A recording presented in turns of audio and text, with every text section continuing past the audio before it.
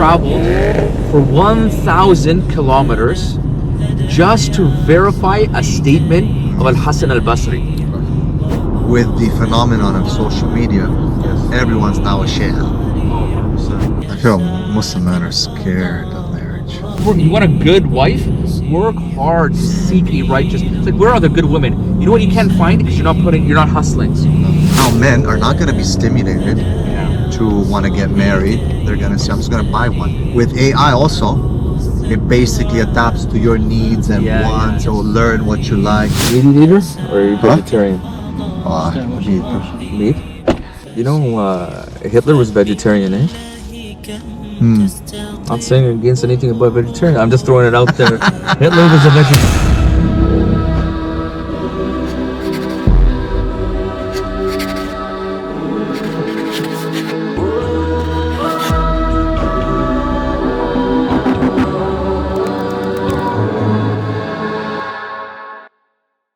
Let's do it. Bismillah, subhanallah, sakhwa hada, wa kunna lahu muqrinin, wa inna ila rabbina lamunqalibun.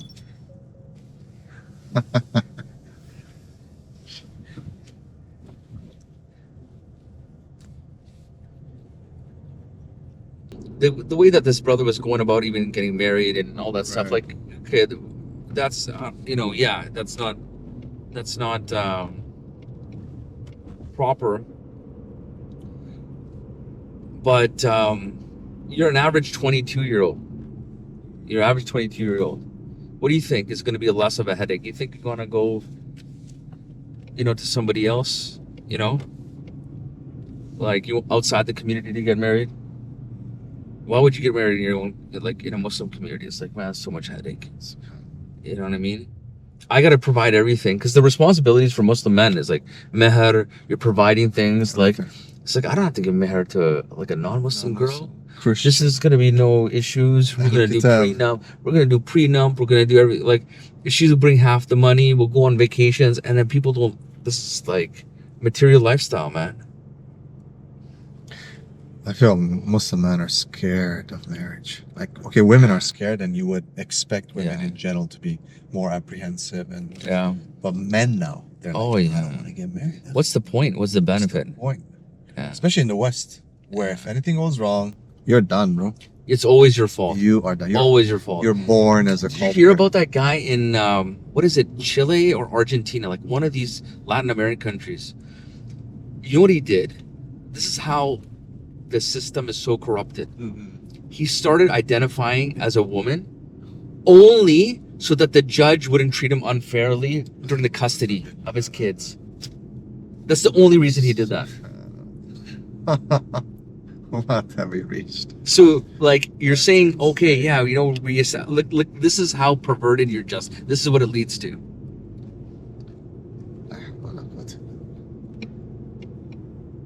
So he's not really like a real transformer, right? It's just a wannabe transformer. Yeah. Just for benefit. Yeah. I've had women who said, I'm terrified to get married because I'm going to be touched by men. I've never been touched by men. I'm saying, what do you mean? Your father never hugged you? She said, never. Yeah. Never kissed me. Never set me on his lap. Never told me I'm beautiful. And I'm like, yeah, this is the first validation that a woman gets. She's born like a flower with value. Yeah. You're guilty just for being a man. Yeah. You can never be abused. You can never be right. You're just a man. That's the interesting things with expectations that fit certain stereotypes. Okay, he's a man. Of course he's gonna do this. Oh, she's a woman. No. I was talking to my wife, bro. I swear. Yeah. It's about something. She's like, no. It's like, we women. She's like, I'm telling you, with expectations that fit certain stereotypes. Okay, he's a man. Of course he's gonna do this. Oh, she's a woman. No. I was talking to my wife, bro. I swear. Yeah. It's about something. She's like, no. It's like, we women. She's like, I'm telling you, we're worse than you guys when it comes to we're talking about a specific subject. Yeah. She said, we women were worse, but she said, but we get away with it. Yeah. She said, we can sneak under the carpet. You won't notice us. Because no one expects a woman to be like that. Oh, yeah. Just be careful. Yeah, that's true. That's true. People are gonna say we're picking on women. Yeah. Like, I get a lot of those messages. Why do you hate women? Why do you stop picking on women? Stop talking about something. You know the issue is this though. This is what's happening. Is that the people that want to make sure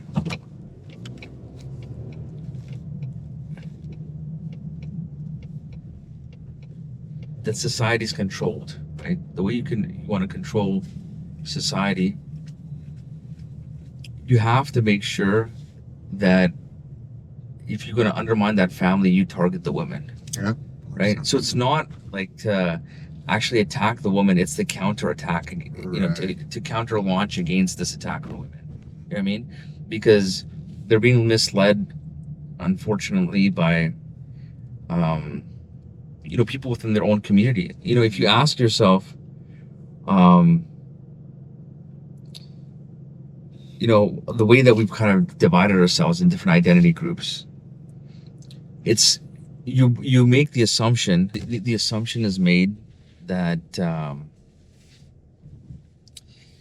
your identity group is going to be by default is the one that's going to care most about you. So as long as it's a black person saying they're going to be the most suited to talk about black person, women are going to be the most suited to talk about women, right? Right. But that's not the paradigm of our religion. Exactly. That's not the paradigm of Deen, because we don't say, oh, the Messenger ﷺ was an Arab and a man and this, so he can only talk about. No, he's talk about Rahmatul lil Alameen, right? Like, so the Haqq is the Haqq, and that needs to be supreme above everything. Wherever the truth comes, we have to take it. Exactly. But society, this is the oldest trick of Shaitan. This is the oldest trick in the book of divide and conquer. And if you can divide a woman from her man, you've divided the family,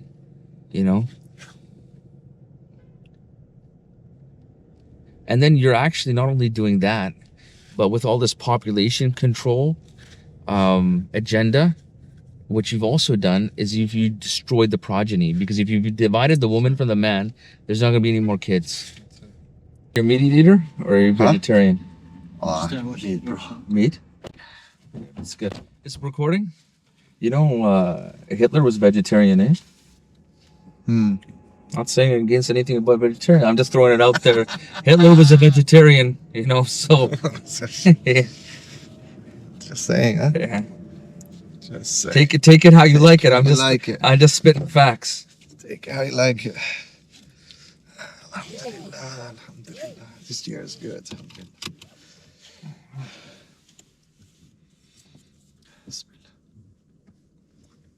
I like it. Real coffee. You've introduced me to real coffee. You can't go back. You can't go back. I'm a doctor. A heart doctor. Yeah.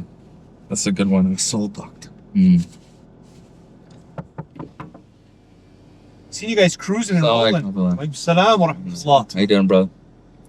You guys filming in there or what? Discussing some very important things. Talking some good things? Yeah.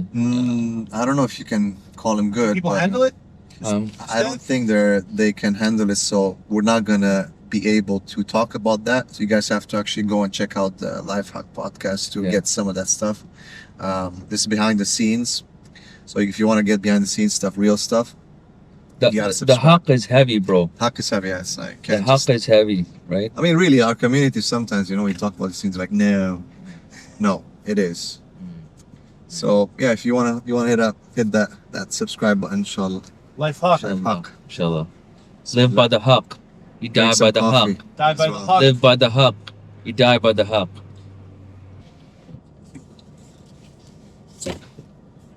Do you remember that lawsuit many years ago, McDonald's? Some woman spilled coffee. Yeah, the hot one? Yeah, the hot coffee. Yeah. She made like millions herself. Yeah, no, she did make them. That's America. It's great. But that mentality is what, like, 1 or 2% of these issues, Destroy the country. it sucks in so much of the time. Because I was just, when you were telling me about, how the ulama, they said, some of them, they said that coffee is haram, right? coffee is haram, right? Answer.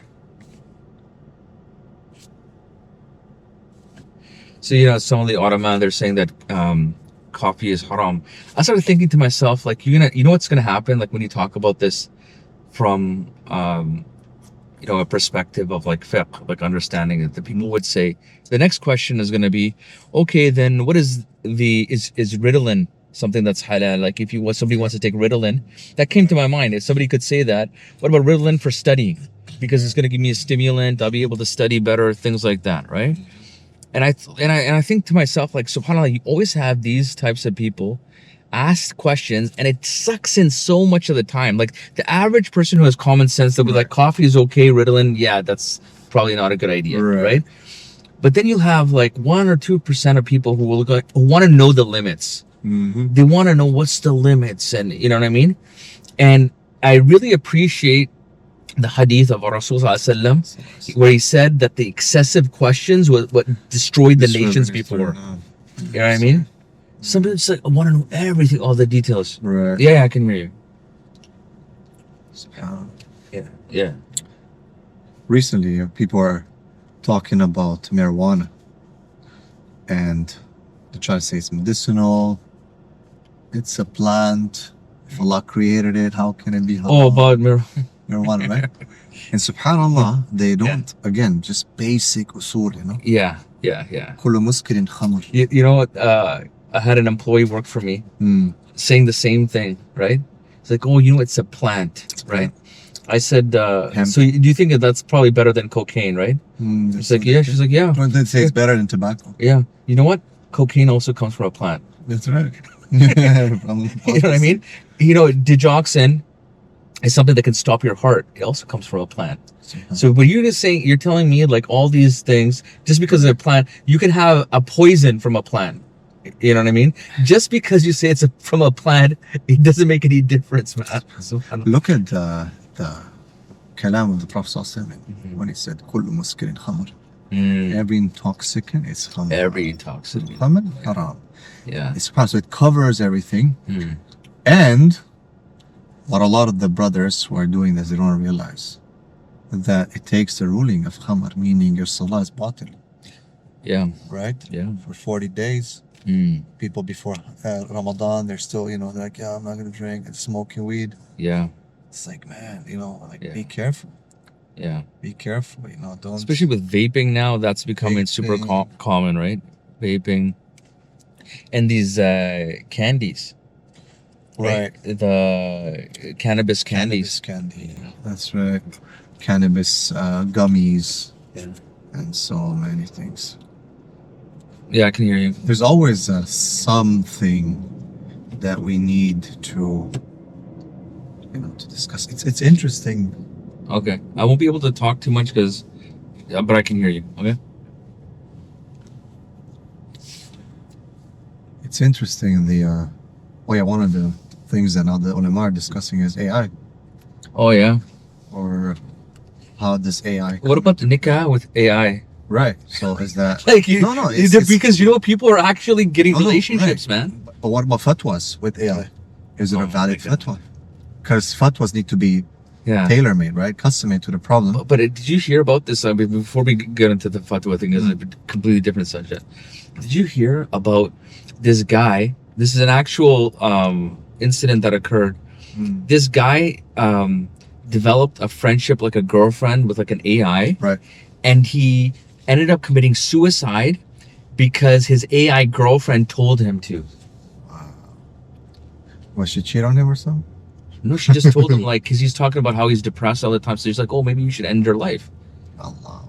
Do you understand what I'm saying? Like, is there some kind of, you know what I mean? Like, agenda to target these men, population control. Let's, But where is it going where technology goes to that level where it can get out of control? Skynet. right? Skynet, man. Exactly. So what? Come with me if you want to live. Exactly. So humanity is going to be less and less useful. You were talking about yesterday, I think, in your lecture about how a lot of the human resources can be replaced, right? Look at the culture, bro. Agriculture. From coffee to cannabis. Mm. There's a big difference. It's a big difference in the culture. A culture of coffee is way different than a culture of cannabis. Right. And speaking about AI, one thing that caught my attention, and it came as one of the, obviously for counselors as well, when it comes to pornography and porn addiction. So now people are asking, yeah, but what if I have intimacy with one of these dolls that are AI operate? Does that count as zina? Is it? Wow. Because have you seen what they've come up with is unreal. They design robots. They look like humans. Yeah. And they now are, you can program them, you can custom make them. It's one of the things that they're asking the ulama, is this halal? Yeah. Can I have a relationship with this robot? Subhanallah. And does this count as zina? Yeah. Or does it fall under masturbation? Right? Now, put aside that discussion. Of course, it is haram. Yeah. The issue that comes in socially is that men and women don't feel the need now to go and hustle and try to work hard to court someone or to get married. So now you have this, okay, before it was pornography, maybe different now with a bit of toys and stuff, right? Which was again haram. Yeah. But now it's getting closer and closer to the real thing. Yeah. Oh, Which yeah, is they're quite- able to, like, the technology is crazy. We were talking about transformer technology, right? How that's become so crazy. I remember, I used to work at a department store. And so this guy was one of these transformers. And, but back in the days, like, you could call out a transformer from a mile away. Right. You know what I mean? But now, So transformer hard. tech is out of control, bro. So hard. Good. You know what I mean? So hard to tell. It's out of control. Very, very difficult. Right? But so look at that. So now men are not going to be stimulated Yeah. to want to get married. They're going to say, I'm just going to buy one. With AI also, it basically adapts to your needs and wants. Or learn what you like. So basically, Yes, it's just kind of, it's just the one. You know how thing. Netflix has an AI to see what next show. Recommend it. So this is going to be like That's kind of that what it is. on steroids. And you can program it, and you're never going to have an argument. You're never going to have slave. telling you What a no. slave. It's a slave, basically. Yeah. But very nice, very kind, whatever you want. Yeah. And that's it. Yeah. So, subhanAllah, and funny enough, ya akhi, Yeah. if you look at some of the old films, we're talking about some of the older videos, Yeah. they had some of these cyborgs and roboids type of ideas the already. Awliya Shaitan. Awliya They Shaitan. work on it, They man. plan together. They plan together. The ideas come from Shaitan, and they work on it. They get in their labs and they start working on these ideas. You know? So it's ajib to see like some of the fatawas now, they have to tackle these robots, these mannequins, halal, or not just halal haram, are they zina? Look at the question. It's halal and haram, okay, but is it real zina or is it just masturbation? At least they're still connected to the ulama. And hopefully the ulama can utilize this window to give them the nasiha more than the halal and haram, because one of my shaykh, I really love this about him. He would always answer questions, especially fiqh questions, by evaluating the reasoning. The reasoning behind it. Like, why is it? Why are you asking this question? Right? And what is your intended outcome? Like, what is the benefit that you want from it? Right. And I think that's an opportunity that this ulama have to utilize to say that at the end of the day, I think asking them those questions is a relationship with a robot or AI is going to make you a better Muslim. It's going to make you a better mu'min. Is it going to destroy? It's going to damage your soul, by doing this. But here's a good question on that topic. Yeah.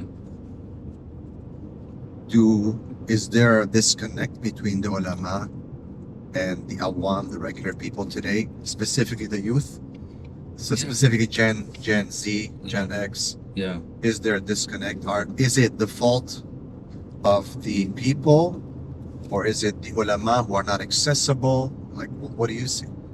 One thing is the ulama that are accessible, our Instagram ulama, our popular YouTube ulama. Too many of them, man, just sold out their principles for what's trending. It's true. They just became, chasing the trends, unfortunately. And, because if you think about this, like the NBA, anybody who stands for the Haqq, they're never going to be popular. They're never going to, because they're going to tell people that they're going to dislike. They're going to say things that they don't like to hear. They're going to confront them. Truth, yeah. You know what I mean? They're going to come with the Haqq, right? And so in general, if you have an algorithm, that uplifts, things that aren't based on, Haqq or principles and things Right. like that, and you become Trends, popularized, if you become popularized on that, you might have to question a little bit your ethics. You might have to am I really a principled person? Am I standing up for the Haqq?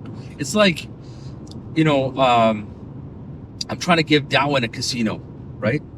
The casino says, okay, you know what? You can have a stall here, Yeah. right? But you got to be here with everything else, okay? You're going to have a hard time competing in that casino against all these other games. You know what I mean? So on one hand, the existing infrastructure is really bad of being able to even reach, because sometimes you got to compromise your ethics just to be able to reach the youth, right? And then traditionally speaking, sometimes our ulama haven't made like the effort to reach out and touch someone. Right. You know what I mean? They haven't made the effort to reach out to the youth and try to connect with them on their level. Play sports with them. Engage in their gatherings, things like that, right? So, you can never, I think, put it on one group or party completely, right?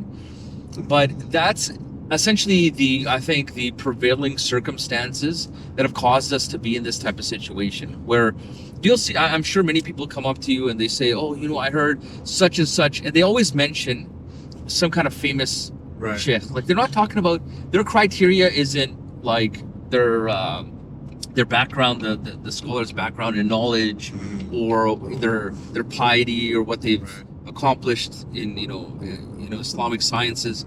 It's never that. It's like, oh, this so and so. You know what I mean? Like, I remember I had a brother who had a lot of different issues come up to me, and he was talking to me about how he heard a lecture by one of these. It could have been Mujahid, right? That sister. And he's telling me, okay, I've been listening to her lectures, and I'm really confused, and this, and I'm telling bro, like, first of all, man, where are you getting your knowledge from? Like, these are, I would say, entertainers. Like, these are entertainers. If you want to get your knowledge and get an understanding, get less confused, you actually have to be with real people in real gatherings and real settings. You know what I mean? This is the question then. Yeah. 2 points. Number one, I agree with you. I think the ulama and the people are disconnected. There's faults on all sides. Yeah. And I think there should be, again, I like to be very solution oriented. Okay. There should be some lejna that looks at not just what is being said, the content, but the way to reach to the people, how to close that gap. That should be their, like, the fiqh of, I don't know, tatbiq or something, or application. Yes. Like, it should be studied. It should be part of the whole process of, okay, how do we as ulama reach out to the people, or how do we bring the people close to us? So I think what you said is really good, because I think you're doing the solution. The dawah that I'm involved is doing the solution, and that's actually in real life and in real time gatherings, like your camps that you guys have, mashallah. We need that. We need more of these things, like in reality type of as many of those types of gatherings as we can. Right. And I would put responsibility on any seeker of the truth. Any seeking requires effort. 100%. Any seeking requires effort. So if you put in minimal effort, you're going to get minimal benefit. Okay. You're right. You know what I mean? So if you like, your effort is you basically do searches on YouTube. That's your effort of seeking knowledge, right? Just think of it. That's going to be directly correlated with the type of benefit that you'll get, you know? Then let's look at the rule. The rule is the effort and what you struggle for, the reward of that process alone, you will get more benefit, you know? So we were talking earlier today in the gathering about Abdullah bin Mubarak. I was just gonna mention Right. Abdullah bin Mubarak. He traveled for 1,000 kilometers just to verify a statement of Hassan AlBas. 1,000 kilometers just to verify a statement of Hassan AlBas. Not even a hadith. Think about what he did for a hadith. Right? They said he probably traveled a quarter of the earth. One of my favorite scholars. You know what I mean? Just to be able to get the hadith of Rasul Sallallahu Alaihi Wasallam. So I would put it on every young, especially young men out there. Travel and work hard for ilm, because anything that you want a good wife, work hard to seek a righteous. It's like, where are the good women? You know what you can't find? Because you're not hustling. You know what I mean? Right. Oh, I'm not making any money. You're not hustling. Right. You know what I mean? You're not getting ilm. You're not hustling. Right? And Abdullah bin Mubarak, rahimahullah, great mujahid, mujtahid. That's what I love about it. It's probably my favorite alim. And linking to your points, Abdullah bin Mubarak, if you look at who he was as an alim and an abid and a mujahid, yakhi, you get so inspired. So imagine Yes. if our ulama today would be at least close to that level where there are people that do a bit more than just tabligh, like just Yes. speaking, right? That a bit more of action, Yes. being closer to the young. I believe you're right that yes, men have to put in their effort. Everyone's responsible in the end. You know what I mean? If you don't want to seek knowledge, don't bring the ulama. By default, the adab is that the people have to go to the scholars. Yes. However, Yes. however, this is not necessarily something that is prophetic. And I'll tell you why. I think it's become more of a culture. Maybe I'm wrong. It's just a personal opinion. People can refute me, and inshallah, I'll correct that and apologize.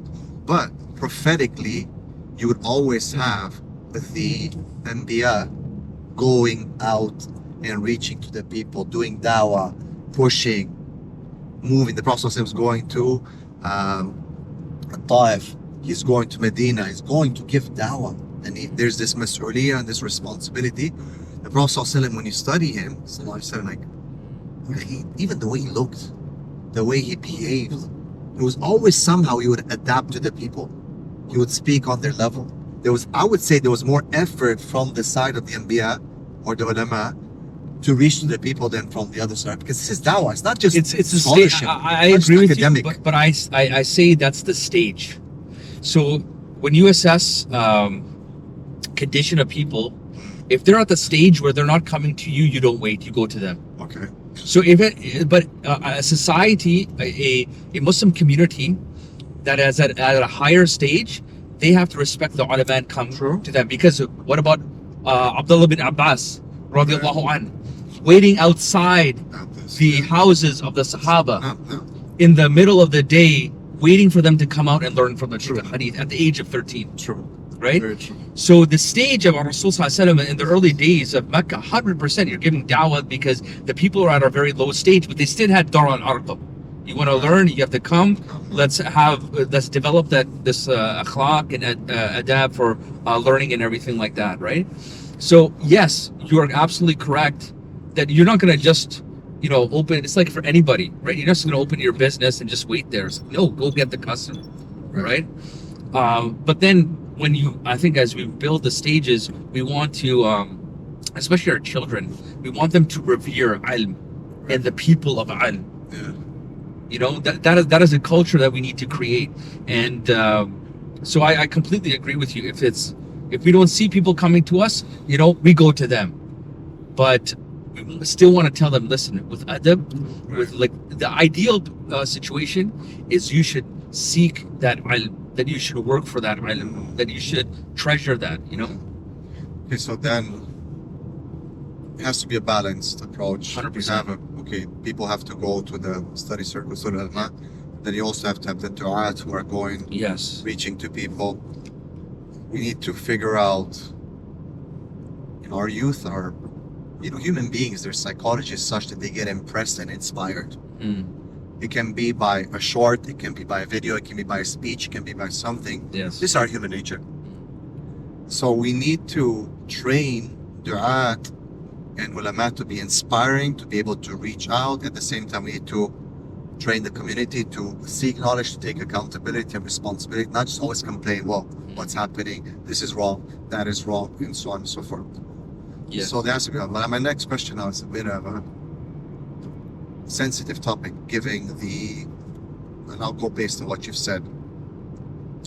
And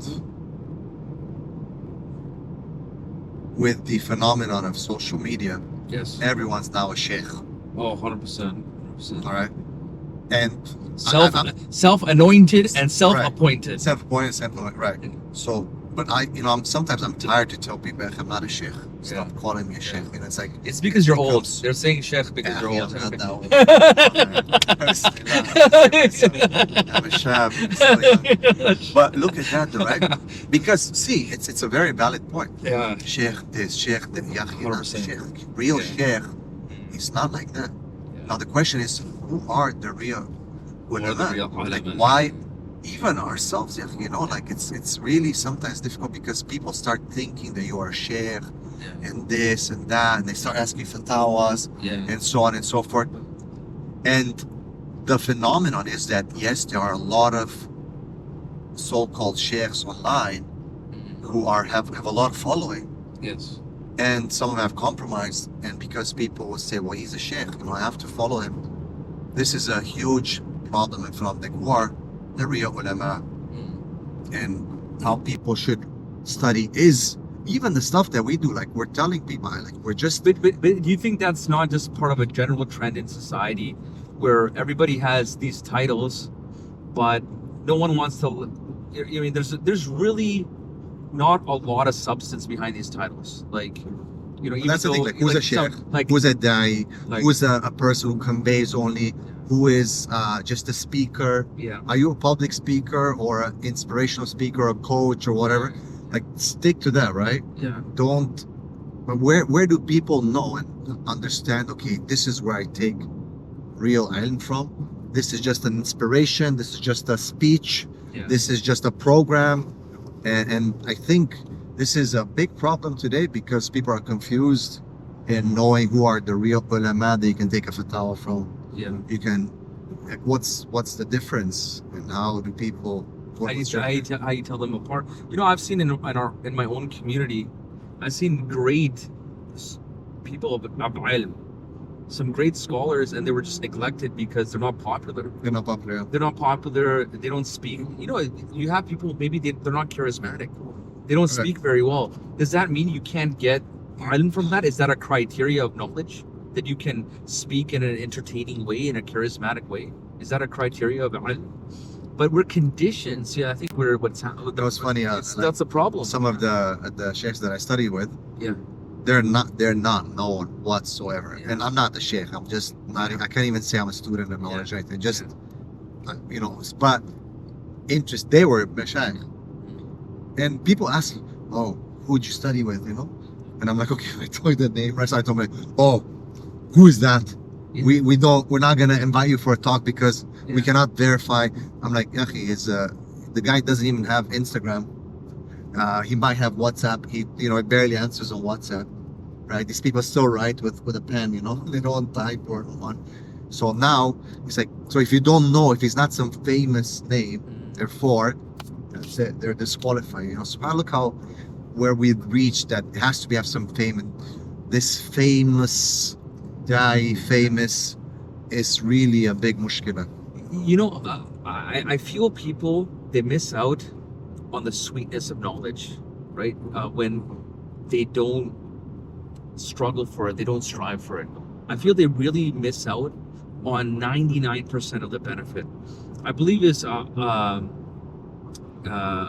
it Abdul Salam who said this? Yeah, he said this, that if the sultans, if they knew what we feel in our hearts, when we're like when we're seeking knowledge, when what we have in our hearts, they would come and they would fight us for it, right? If I look at Izz ibn Salam, Yeah. he was a real scholar, but people, when he left, the whole country went behind him. As if he leaves, I'm going with him. Exactly. And look at the impact. Because the struggle for ilm, I was blessed the fact that I grew up in an era where there was, you can't look up things online. You have to actually get the physical books. You have to go travel, So I traveled a lot to actually seek ilm. I would travel across the country. I would travel to different countries.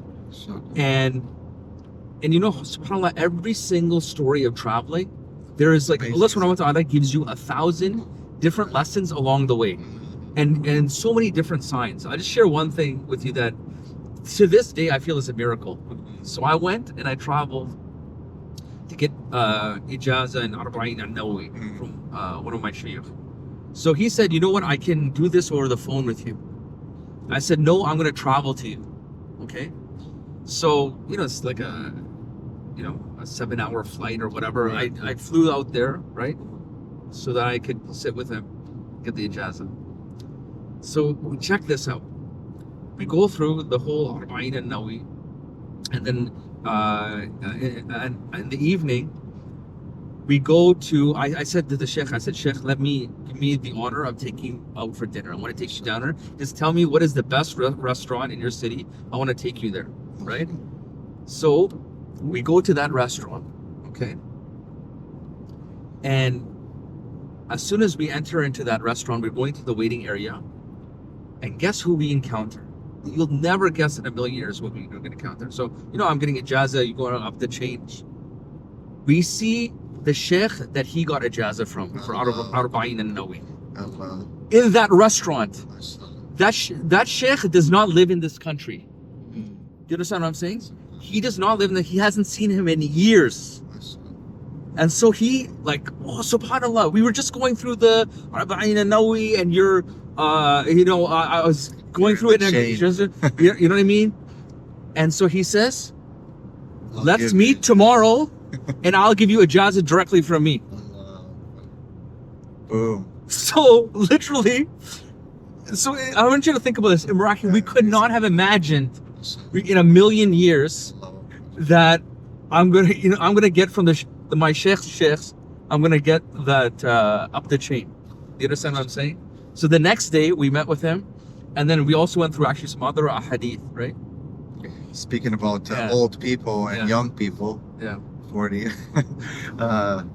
When I took the Ijazah in Arba'in al-Nawawi, it was from a sheikh who was younger than me. SubhanAllah. So it's not about age. He's much younger than me. Yeah. And the process was such that, literally, when you look, subhanAllah, someone who's younger than you, you're like, okay, it's my boy, right? Yeah. But when it comes to that sitting, there has to be so much respect and in that gathering that doesn't matter the age. Yeah. It's about the knowledge now that matters. Who's got the knowledge? Yeah. Right? So subhanAllah. And the whole subhanAllah, that whole striving for ilm. When I went, I had a very badly injured foot, so I was limping the whole time, right? So I remember it was a red-eye flight when it took a while there, and then I'm limping the whole way, right? And I took my daughter with me, okay, when I went for this thing, and she was 7 years old at that time. So she experienced, so she's seeing this, she's experiencing everything. And then I remember I bought her this, it's kind of like a loose, cardigan type of thing. I said, you know what, you can take this, I want to buy this for you so it's easier for you when we pray salah, you can just put this over you to use, right? To this day, I want you to imagine, this is, she witnessed this, so this, trip, and it's but for a kid, it's not like you're going to Disneyland or not going to rides. Like, you know, a young kid, she's just witnessing, you know, me listening to the, you know, the hadith and whatnot, and you know, the sheikh explaining. To this day, right? So she's 13 years old right now. She holds on to that garment as if it's something special. Do you understand what I'm saying? It's not a Mickey Mouse t-shirt. It's not like, you know, an MGM Universal's t-shirt or, you know, whatever. But look at this. She does this because I went with my father. It's associated to that. It's associated with that. Sentimental value. You understand what I'm saying? Like, and there's a special bond between like us two from that. We always talk about, you know, that and you know what we had to encounter and you know all of these stuff. It's like, yeah, do you remember we were waiting for the the rental car place to open? We fell asleep in the airport on each other. You know what I mean? The whole thing is like ingrained in our mind. But what does it center around? Seeking ilm for the sake of Allah subhanahu wa ta'ala. You know? MashaAllah. I'm the master of switching topics. Okay, but that's good. I usually get triggered from what you said right now. Okay, go ahead. So you have daughters, I have daughters. Okay. Allahu Akbar. How? She's your eldest one, say 13? Yeah. Mine's 16 now. Oh, okay, mashallah, tabarak. Okay, so mine is 16. Yeah. Raising girls in today's world. I'm not even going to say in this country or that country. Yeah. In today's global village. Yeah, 100%. What are some of the challenges that you see? How many girls do you have, by the way? I have 2 girls. 2 girls. Boys? 2 boys. 2 boys. Okay, so Yeah, twins. all right. So I have girls, I have boys. So we can talk about boys as well, but Yes. girls first, ladies Okay. first. Yes. What are some of the challenges that you see with girls? Well, I think girls have a higher susceptibility to group mentality. 100%, man. Wallahi, 100%. You know what I mean? And that's the biggest, I think, challenge when you're dealing with girls is that if they get into the wrong group, right? It's hard to break them away. And they're like, you'll just see them like, and you'll see that in events too, right? Girls it's not one girl who will come to an event. Like, for example, Generation Muslim. Right. It's going to be 20. Yeah. You know what I mean? Brothers, it could be one brother. Literally. It's like, yeah, you know, none of my friends came. It's okay, I just came. They have this thing. A girl won't come by herself. No, right? It has to be a group. The lone wolf can be the brother. He doesn't mind being alone. Like you know what I mean? With the lone one. Yeah. But sisters are groupies, man. Sisters have more of a group mentality. Right? You know what? One sister, a client, 2 weeks ago, she said something amazing. Subhanallah. Yeah. She was worried because her father is leaving the home, and there's 6 women in the house. Yeah. And she said, look, my father has his mistakes and so on, but now basically my mom wants khula, and I'm trying to stop this because she says, wallahi, brother, she said, I'm worried that 6 women living together are going to go astray. She said that, yeah. She said, whatever my dad, with all his mistakes, we need him in the house. Yeah. So I think you're so right. The women are more susceptible to the group mentality, following trends. And that's when we're talking about, like when you have elite mala within society, they understand that concept. That's why they target women, because you're going to be affecting more people with per unit of energy to try to manipulate somebody. You're going to get more results with women. Look at trends. Yeah. Who is basically supporting trends? Yeah. Fashion trends, movies, you name it. Yeah. Overwhelming majority. Yeah. Women. So okay, so that's one thing. So girls are more susceptible to group mentality. Yeah. Group thinking, diffusion of responsibility. Yeah. Okay. What else do you see? In terms of challenge, very emotional. Yeah. And you have to deal with them so carefully. Yeah.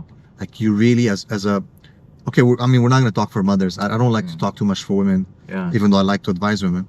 But for us, for me as a father, I find that when it comes to the girls, you have to be so careful in how you tell them no, how you set limitations and boundaries.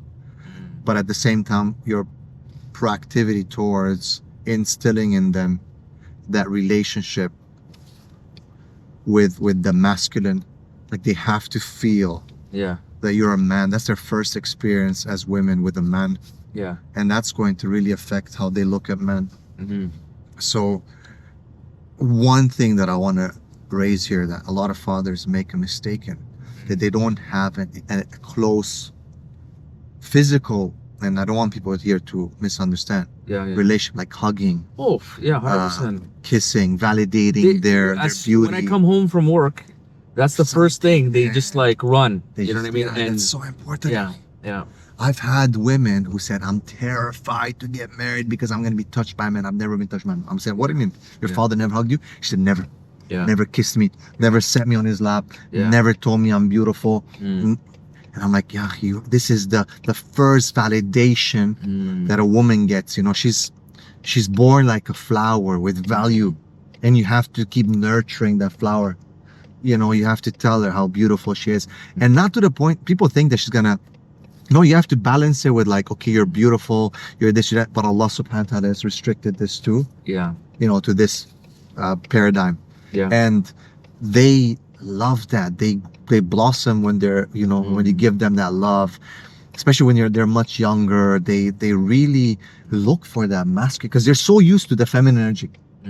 Every woman is born, you know, and nurtured at the breast of a mother, you know. Yeah. So she has that feminine connection. Yes. And men as well. We have that connection with the feminine because we're also breastfed, and that's the first experience we have, right? So men are more into the feminine, into wanting to be with the feminine because we're very comfortable. We want that. We long for that. Yeah.